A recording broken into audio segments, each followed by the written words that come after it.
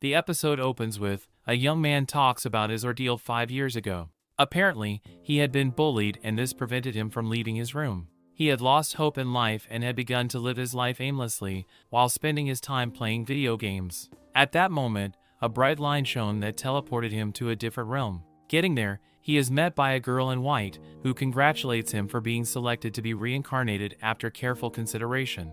This happened to be done after what she termed as a careful consideration. Hearing this, the man is surprised that he is to be reincarnated. However, he is pleased and unbothered that he ended up dying in the room he kept himself. Meanwhile, she informs him that the new world he heads to be a world where magical faculty means everything due to this. She promises to grant him overpowered skills to facilitate his new life. Furthermore, she instructs him to try and enjoy his new life this time around. After a hasty consideration, the man states that he wants a nice, quiet life, a world with anime and games for him to play all day long.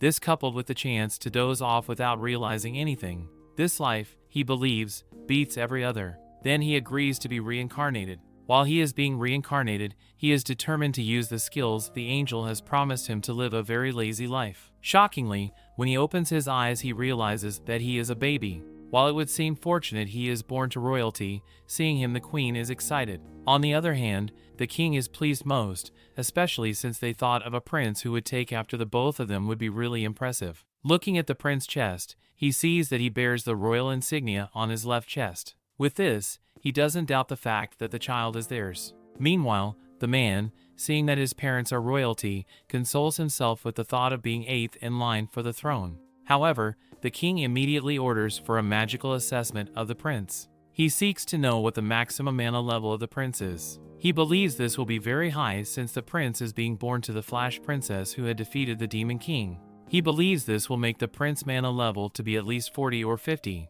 Shockingly, he is told that the prince level is 2, and he has no element. This means he can only use barrier magic. Hearing this, the king is surprised. He wonders how good-for-nothing prince could be born to him in the Flash princess. He believes the existence of the prince would cause outrage amongst his subject. To this, the queen agrees. They immediately decide to tell the council that the prince died during childbirth. Hearing this, the man is shocked more at the fact that he would be dying immediately after reincarnation. Since he was surrounded by awful people in his past life, he didn't think he will meet people like this in this world, while the king seems keen on disclosing the prince. The maid tries to caution him, but he orders the maids to be silent. Instead, he orders one of the maids to dispose the child in the forest. When the angel sees this, she begins to panic. When asked what happened, she reveals that she had given the man overpowered skills and no one in the human world had realized that. This happens because the measuring device and the human world can only go up to 2 digits.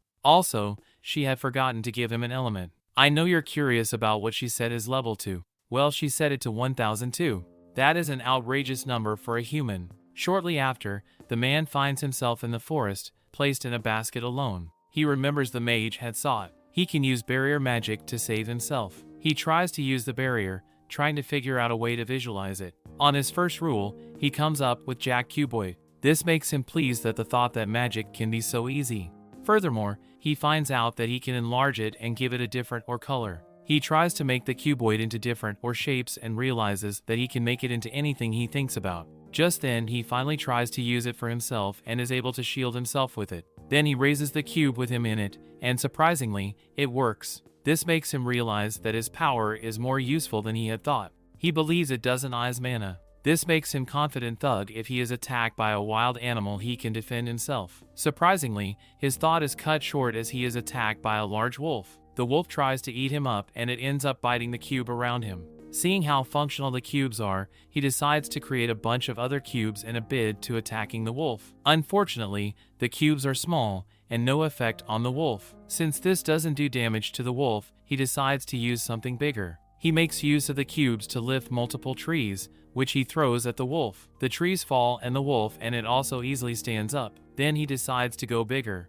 This time, he lifts a large portion of the earth and directs it towards the wolf. Seeing the large earth approaching it, the wolf begins to beg for mercy. At first the man doesn't hear her, but when she screams louder, announcing her surrender, he stops. Later on, after the attack had been halted, the wolf reveals that it had tried to eat him in order to replenish her mana, but didn't know that he would be so strong. She seeks to know what he is, but he surprisingly cannot talk since he is a baby. This surprises the wolf, who thinks that his behavior is too logical for a baby. In order to be able to respond to her, he makes use of his magic to convert his put into sound. After using this, he is able to speak. At that moment, the wolf seeks to know who he is. In response, he states that his name is Haruto, who was born in a faraway kingdom, but was abandoned for his low mana level. This surprises the wolf, especially since she could sense mana emanating from the baby. The amount of mana emanating from the baby makes the wolf ask if he is the Demon King reincarnate. Since he was pretty unknown in his past, he doesn't reveal that, especially since this would make him look like a loser. Due to this, he accepts that he is truly the Demon King. Hearing this, the wolf is shocked to her bones. However, she sees this as a reasonable explanation. Due to this, she lies on her back to admit defeat and asks him to kill her. Not wanting to do so, he states that he is fine as long as she doesn't attack him. She sees this as an utmost act of generosity. This causes her to swear to him, promising to keep that promise, especially since she is a proud flame, Fenrir. Having heard this, Haruto refers to her as Frey and says goodbye. Since he referred to her by a name, she forms a pact with him, referring to him as her master. With this pact, she swears to devote herself to him. He finds this to be confusing, since he only shortened her name and never intended to give her a new name. However, she doesn't seem interested in what he says at this point. Suddenly, he becomes weak, wondering what the problem is. Haruto realizes that it isn't a problem he can solve with magic. This problems happen to be that of hunger, and he needs some milk to give him some. The wolf transforms into a human determined to do anything for her master, seeing her life. This makes him uncomfortable as she has no clothes on, even after she puts on skim clothes. He still complains about how eye-catching she looks at that moment. She gets ready to give him some milk, but finds out that she has none to give. When she realizes this, she apologizes to him why. On they talk, she notices someone approaching them.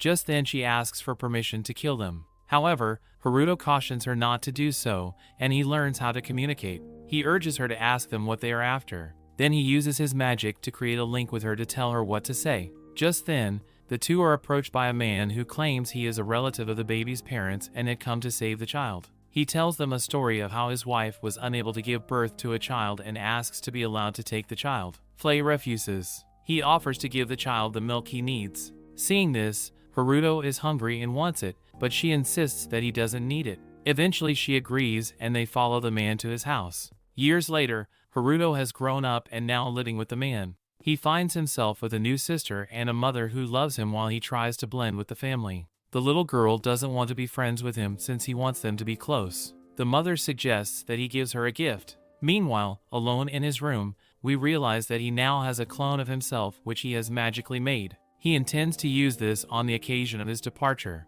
Efforts he had put into making the clone move and speak have proved to be futile. However, this will be hard since the clone cannot move or speak. At that moment, his father calls him and he heads down to see a fu fencing set up. His father instructs him that he has to learn fencing, but he insists that he only wants to learn ancient magic. At this moment, he makes to leave, but he is stopped by his father, who assures him that he needs to learn fencing. Then he hands him a wooden sword and tastes it to attack him before he attacks him. He flies up in the air and dodges the attack. Seeing this, the father is shocked. He wonders how someone with little mana level and no element is able to do this at this tomb. Haruto had also hit his sword on the land, causing it to break and sear, waiting a hole on the ground. When his father teetered to attack him, he jumped swiftly in the air and his father shocks and says someone with a level 30 mana would be able to do that. They end the fencing for that day with a lot of questions unanswered while few were fighting. His little sister named Charlotte sees them and witnesses all that had happened.